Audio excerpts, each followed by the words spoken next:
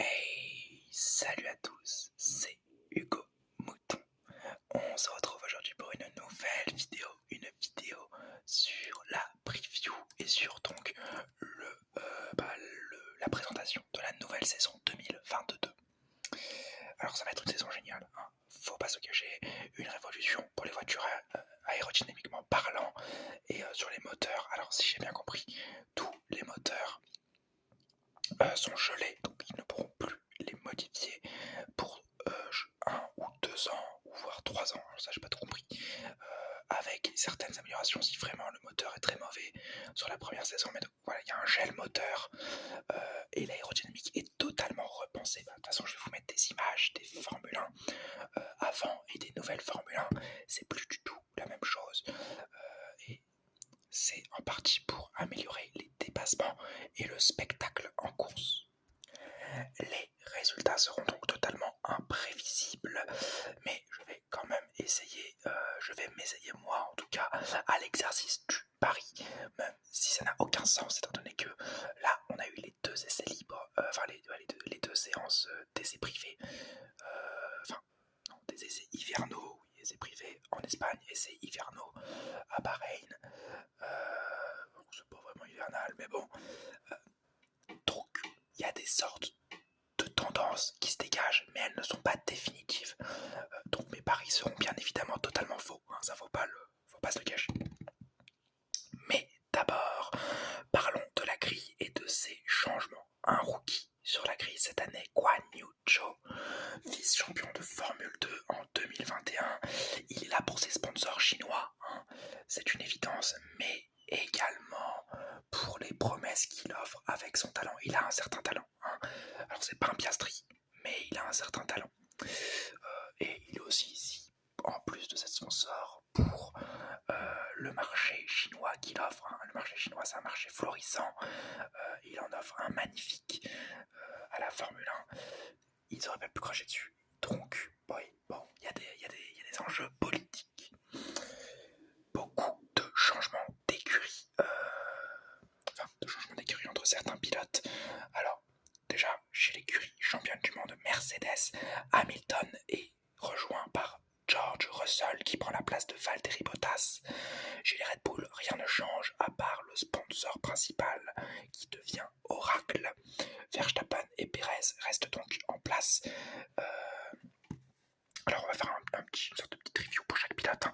Hamilton se devra de retrouver un titre de champion du monde avec une monoplace qui, selon lui, pendant ses essais n'était peut-être pas la meilleure, hein. Un petit peu de sous-virage, un petit peu de survirage, un petit peu du mal à jouer avec la monoplace. Le marsouinage aussi, c'est l'effet de sol. En fait, l'effet de sol raccroche la voiture au sol, puis la fait remonter. Le marsouinage, c'est cette action un peu trop souvent en ligne droite qui dérange les pilotes. C'est tout à fait normal, mais c'est à corriger. Et les Mercedes ont visiblement du mal à les corriger. George Russell, lui, devra prouver qu'il mérite sa place chez Mercedes et qu'il est un très bon pilote. Alors ça on le sait déjà qu'il est un très bon pilote, mais là il faut le confirmer avec des bons résultats. Verstappen, quant à lui, devra conserver son titre de champion du monde pour prouver qu'il ne l'a pas, entre guillemets, volé à Hamilton l'an dernier sur la dernière course. Quoique ce ne soit pas du tout mon avis, pour moi ce titre est totalement mérité pour Verstappen. Et Perez devra confirmer les espoirs placés en lui pour cette nouvelle saison avec le contrat de 1 an qu'il a reçu. Et s'il en reveut un nouveau, voire peut-être une prolongation de 2 ans, waouh, ce serait exceptionnel chez Red Bull. Il faudra vraiment qu'il se montre à la hauteur et qu'il finisse, même peut-être qu'il aille challenger Verstappen. Troisième écurie, Ferrari, mon écurie de cœur. Leclerc et Sainz, le duo reste inchangé et les promesses sont là. La voiture est la plus rapide en Espagne et une des plus rapides à Bahreïn. J'espère bien évidemment qu'ils gagneront, hein, voilà, mais bon, ne disons rien. Et Leclerc, si la monoplace lui permet, devra aller chercher le titre de champion du monde, tout comme Sainz. Les deux pilotes sont quasiment au même niveau de performance, avantage à Sainz pour l'an dernier. Si la monoplace est la bonne, si c'est la meilleure monoplace du plateau, l'un des deux devra aller chercher le championnat du monde et l'autre sera très déçu. Ce sera une énorme déception de ne pas l'avoir. McLaren en 4e écurie du plateau avec Norris et Ricciardo, encore une fois le duo inchangé. Norris, qui l'an dernier a explosé son coéquipier et a montré qu'il était le patron de l'écurie, tandis que Ricciardo, lui, a eu d'énormes difficultés. On espère qu'il n'aura pas trop de difficultés cette saison pour prendre une nouvelle monoplace qu'il ne connaît pas, étant donné qu'il n'a pas fait les essais à Bahreïn à cause du Covid. Si je dis pas de bêtises, il a été testé, diagnostiqué positif au Covid. Alpine, en tant que 5e écurie du plateau, Ocon et Alonso. Ocon devra confirmer sa victoire en Hongrie et aller chercher de la régularité, ce qui lui manquait terriblement l'an dernier. Quant à Alonso, il devra satisfaire le El Plan. Voilà, c'est le plan en espagnol pour Alpine, qui a pour but de finir champion du monde. Alors, plutôt compliqué, mais on ne sait pas. Cette réglementation moteur et cette réglementation voiture pourrait tout changer et nous offrir un Alonso aux avant-postes pour un possible 3e championnat du monde pilote. Gasly et Tsunoda font partie du team AlphaTauri. Encore un team inchangé. Tsunoda devra prouver à Red Bull que c'était une bonne idée de le prolonger pour une année, tandis que Gasly devra continuer dans la régularité et montrer aux autres écuries que c'est l'un des meilleurs pilotes du plateau pour enfin s'en aller du giron Red Bull ou alors prendre la place de Sergio Pérez dans l'écurie mère. C'est tout ce qu'on lui souhaite. Vettel et Stroll composent Aston Martins. Vettel et lui cherchent le 5e titre mondial de sa carrière. Bon, en l'occurrence, je serais plutôt pessimiste pour cette saison avec Aston Martins parce que je ne pense pas qu'ils aient la meilleure voiture du plateau. Il cherchera donc à mon avis des podiums et de quoi faire monter l'écurie pour la première année et peut-être confirmer l'an prochain s'il reste en F1. Stroll, quant à lui, devra arrêter d'être une énigme bizarre qui nous fait un bon Grand Prix sur 2 et devra aller chercher de la régularité et des podiums, car c'est ce qui lui manque finalement à sa carrière. Il a eu des monoplaces il a fait des podiums, mais voilà, là il nous faut l'éclat de Stroll pour enfin le considérer comme un très bon pilote, parce que mine de rien il vieillit, hein, le jeune, il a 27 ans je crois maintenant, 26 ans, voilà, il doit avoir 26 ans aujourd'hui, ça commence à dater. Et donc voilà, ah mais non mais je dis une bêtise, mais oui, Stroll il a 23 ans, excusez-moi, oui, je confonds avec un autre pilote, oui, je confonds avec Latifi qui lui a 26 ans. Et bien en parlant de Latifi, nous allons parler de son écurie Williams, qui elle accueille un nouveau pilote, pas si nouveau que ça. Alex Albon fait son retour en Formule 1. Il devra donc prouver sa valeur et prouver que Red Bull a eu tort en le virant l'an dernier. Latifi, quant à lui, devra montrer que c'est lui le patron de l'écurie Williams après 2 ans dans cette même écurie. Il connaît maintenant pas mal de rouages. Alfa Romeo, ma 2e écurie de cœur en Formule 1, qui change totalement son duo de pilotes. Exit Raikkonen et Giovinazzi, c'est Bottas, le pilote finlandais, et Guan Yu Zhou, le pilote chinois dont on a parlé en introduction, qui prennent le volant. Bottas devra prouver que ses années Mercedes étaient des belles années finalement, et que c'était pas juste grâce à la machine qu'il était devant. Et Guan Yu Zhou devra prouver qu'il est digne d'être un pilote de F2, auquel cas il s'exposerait peut-être à un remplacement par notre ami et notre pilote français Théo Pourchère, que nous espérons bien évidemment arriver en F1. Et enfin la dernière écurie du plateau, Haas, avec Schumacher et, nous allons parler géopolitique, plus Mazepin. Son sponsor Uralkali a été enlevé et a été abandonné par l'écurie américaine à cause de la guerre en Ukraine, remplacé par Pietro Fittipaldi. Fittipaldi lui-même a été pas évincé mais remis sur le banc, donc c'est-à-dire qu'il restera pilote de réserve cette année au profit de Kevin Magnussen, le talentueux pilote danois qui avait quitté l'écurie il y a 1 an. Schumacher devra donc faire ses preuves et montrer que la saison dernière était une mauvaise saison à cause de la voiture et pas à cause de son talent. Quant à Magnussen, il devra dominer son coéquipier et dominer l'écurie pour prolonger ses jours en F1. Alors pour cette saison ne change pas uniquement avec les pilotes, mais change avec les circuits. En effet, de nouveaux circuits apparaissent dans ce calendrier de F1. Alors, de nouveaux circuits, il y en a un seul officiellement qui apparaît, c'est le circuit de Miami, c'est le GP de Miami qui va porter le total de courses à 23 courses. Mais quand je parle de nouveaux circuits, je parle aussi de la possibilité que le Grand Prix du Qatar arrive avec une nouvelle piste et pas la piste de Losail de l'année dernière. Également de retour l'Australie, qu'on n'a pas vu depuis 2 ans maintenant, le Canada, idem, et Singapour et le Japon également, qu'on n'a pas vu depuis 2019, donc ça nous manque, ça commence à bien nous manquer quand même ces pistes, on espère que la situation du Covid se calmera, ça allait plutôt calmer, mais surtout que la guerre en Russie et en Ukraine ne nous dérangera pas pour aller dans ce genre de pays. Alors bien évidemment aussi, le Grand Prix de Russie est annulé. Il a été annulé comme quasiment tous les événements sportifs présents en Russie et en Ukraine. Ils ont été annulés. Donc cette saison, elle est plutôt sous la menace du géopolitique que du Covid. Et on espère que tout ça se calmera. Et maintenant, nous pouvons aborder l'élément le moins sûr de cette vidéo. Je suis sûr qu'il y a plus de sûreté que la guerre s'arrête, que mes prédictions réussissent. Donc aucune sûreté dans mes prédictions, aucune, vraiment. C'est fait avant le premier Grand Prix, donc on a vu que les essais hivernaux à Bahreïn et en Espagne. Pour l'instant, c'est les Ferrari qui sont donnés vainqueurs et ça me va parfaitement, mais on connaît les Ferrari en essais hivernaux.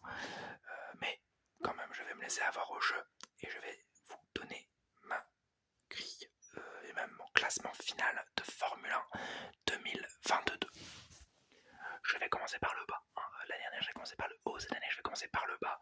C'est, selon moi, Latifi qui finira 20e de ce championnat. Alors, surtout à cause de la performance, si je dois prendre la performance intrinsèque de tous les pilotes, il n'y a que Guan Yu Zhou et Latifi que je vois en dessous de tous les autres, vraiment. Donc pour moi, voilà, je mets Latifi 20e et Schumacher, je le mets 19e. Alors je pense que la Haas va pas être trop mauvaise, mais elle va surtout se rapprocher du midfield et pas aller titiller les premières places comme on a pu voir pendant ces essais.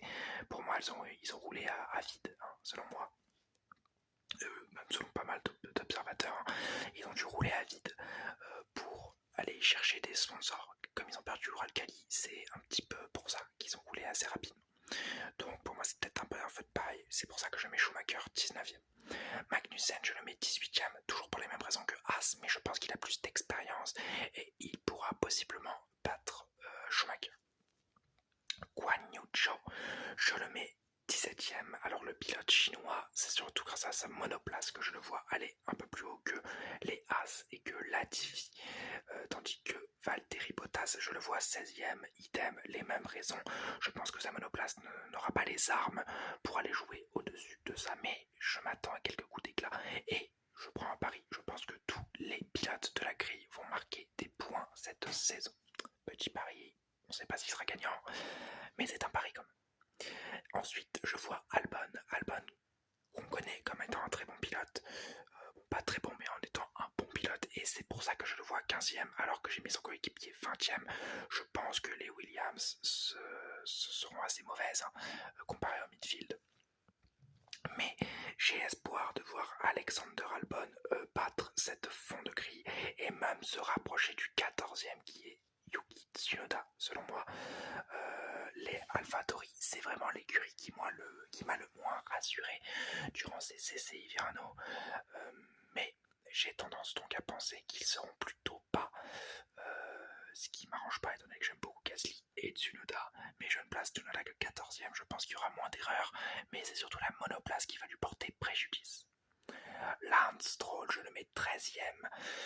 Pareil, je pense que son Aston Martin ne va pas être au top, mais elle jouera mieux que l'année dernière. En tout cas, ça je l'imagine bien. C'est pour ça que je le mets 13e avec Esteban Ocon devant lui. Le L-Plan de Alpine, je n'y crois pas énormément non plus. J'adorerais y croire, mais je suis pas très optimiste pour le moteur, par exemple, je suis pas très optimiste. Hein. C'est pour ça que je mets aussi Alonso 11e. Je pense que Alonso va battre son coéquipier durant ce championnat. J'espère que Ocon trouvera de la régularité, mais selon moi, c'est la dernière saison d'Alonso parce que la voiture ne sera pas au niveau. Gasly, je le mets 10e, voilà de la régularité. Encore une fois, je pense que ce sera le fin mot de sa saison.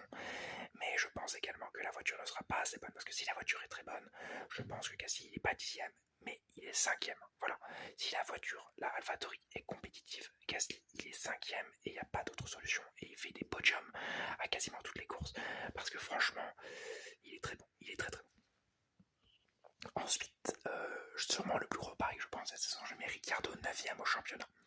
Je pense qu'il va un peu rater son année avec McLaren et je pense même que McLaren va rater son année. Ils ont roulé à vide,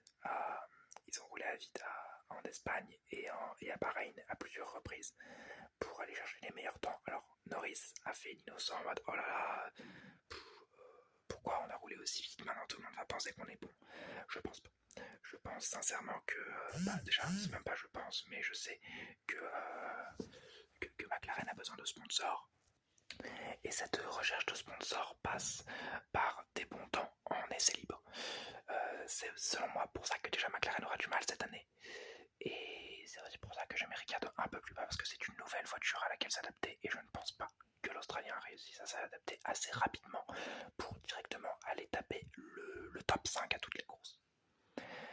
Vettel, je le mets 8ème, je mets Sébastien Vettel 8ème parce que je pense que, comme je l'ai dit un peu plus tôt, la Aston Martin sera meilleure. Et en même temps, j'ai quand même des petits doutes sur la capacité de la Aston Martin à être plutôt bonne. Alors Vettel, on ne peut surtout pas nier son talent de champion. Il est quadruple champion du monde, c'est pas donné à tout le monde. Et c'est pour ça que je pense qu'il va réussir quelque chose. Mais comme Alonso, je pense que c'est également sa dernière saison.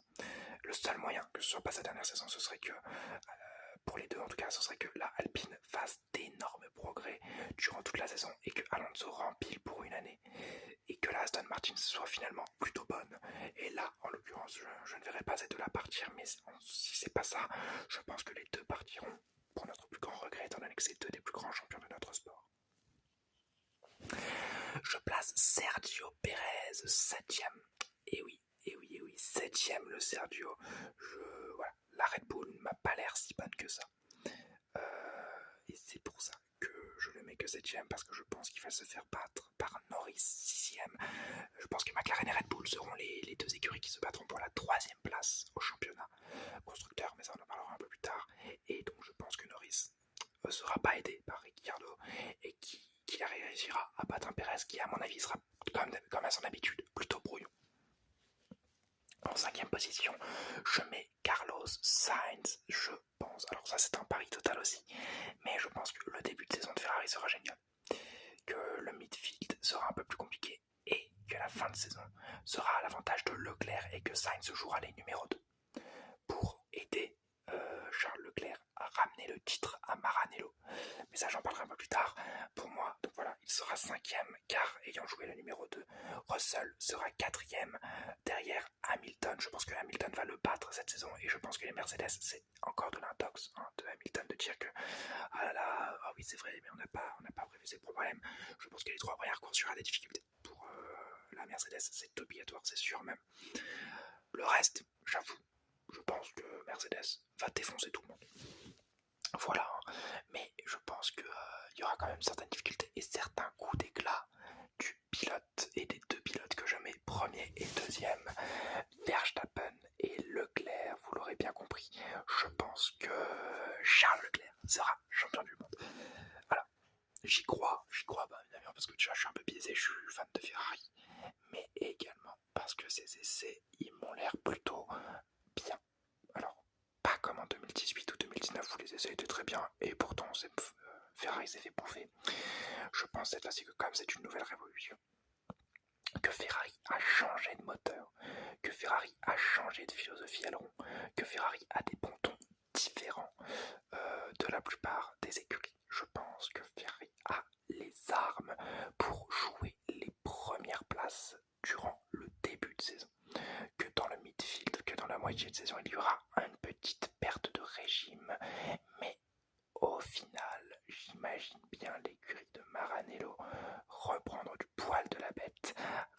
fin de saison pour pouvoir déjouer les plans de Mercedes qui, selon moi, auront des petites difficultés déjà en début de saison et surtout en fin de saison lorsqu'il faudra parler fiabilité, étant donné que je pense que la Mercedes est très rapide mais peut-être un peu moins fiable que la Ferrari. Alors c'est vraiment des intuitions que j'ai, peut-être que mes paris seront totalement faux, c'est ce que j'imagine également, mais je prends les paris et je suis très content de vous les annoncer.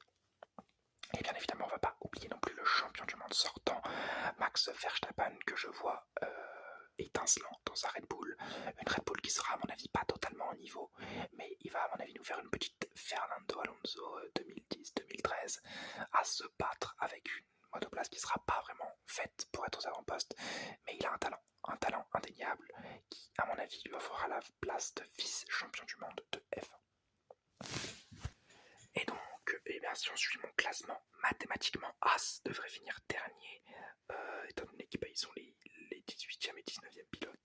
Alfa Romeo devrait finir 9e avec Bottas et Zhou au 16e et 17e rang. Williams devrait finir à la 8e position avec Latifi 20e et Albon 15e. AlphaTauri devrait finir 7e, Alpine devrait finir 6e, Aston Martin 5e, McLaren 4e, Red Bull 3e et Ferrari 2e. Alors Ferrari 2e parce que Leclerc aurait beau être champion du monde, Carlos Sainz, comme je l'ai dit, jouera à mon avis les numéro 2 en fin de saison. Donc ça sera pas génial pour le championnat pilote, mais en même temps c'est que Ferrari c'est pas le championnat qui pilote, enfin le championnat constructeur qui vole, mais c'est le championnat pilote. Le championnat constructeur c'est limite un peu un bonus. Et Mercedes finira premier. Après pour les batailles en piste, je pense que ça jouera surtout entre Mercedes, Red Bull et Ferrari en début de saison. Alors ce sera plutôt Ferrari, Red Bull. En milieu de saison ce sera Mercedes, Ferrari. Et en fin de saison ce sera Mercedes, Ferrari à nouveau avec peut-être une McLaren ou une Red Bull qui viendra jouer les troubles faites. Sinon dans le midfield je verrai McLaren être un peu plus haut que Aston Martin, Alpine et AlphaTauri qui à mon avis joueront ensemble avec Albon qui viendra les titiller très souvent. Et Alfa Romeo et As, je les verrai qu'en coup d'éclat avec certains points de temps en temps, mais plutôt bloqués par les voitures qui seront plutôt bonnes en phase 2. Et bien voilà, j'espère que cette petite vidéo de prédiction vous aura plu. Je suis plutôt pessimiste sur cette progression, vous pouvez le voir parce que je garde une sorte de hiérarchie et en même temps je suis très optimiste parce que je vois une victoire Ferrari, ce qu'on n'aurait pas pu prévoir l'an dernier. Donc si on suit mes paris, les changements rapprochent le milieu et le haut de course, mais pas le pas de crise, c'est-à-dire que les As, les Alfa Romeo et les Williams ne seront pas les premières, voilà, ça fait pas un changement de hiérarchie totale non plus. Donc voilà, on peut dire que cette nouvelle réglementation a rapproché un peu tout le monde, mais à mon avis très rapidement dans la saison on verra des hauts de course s'espacer, c'est-à-dire on verra les meilleures écuries s'en aller en haut et on verra un midfield un peu plus serré que j'espère tiendra, parce que c'est vrai que l'an dernier savoir que les As ne feraient jamais de points, que les Williams pouvaient faire des points en coup d'éclat et que les Alfa Romeo en fin de saison c'était pareil, bon c'était un peu dérangeant. J'espère que là cette fois-ci le midfield sera beaucoup plus resserré, qu'on aura plus de batailles et de dépassements, parce que c'est pour ça finalement que cette nouvelle réglementation a été mise en place. Et j'espère qu'on aura une superbe saison avec un superbe champion du monde. J'espère que cette vidéo vous aura plu. Si c'est le cas, n'hésitez pas à la liker, à mettre un petit commentaire si vous voulez d'autres idées de vidéos et à vous abonner si vous voulez me soutenir. J'espère vous avoir détendu. On se retrouve ce week-end pour le Grand Prix de Bahreïn et n'oubliez pas, Forza